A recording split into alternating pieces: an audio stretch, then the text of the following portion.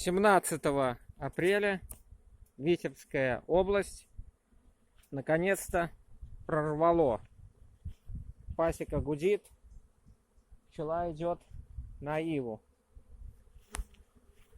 Несут подножку полным ходом. Подножка желтая, большая.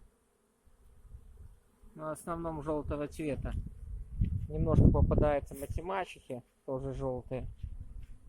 Но в основном желтого цвета. Идут хорошо и очень хорошо. Вот как идут. С какими чемоданами возвращаются. Пчела Бакфаст идет большим потоком.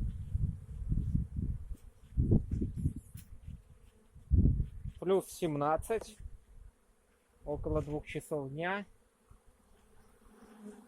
Тоже идет. Тут послабее, лед не очень. Тут посильнее. Идут хорошо.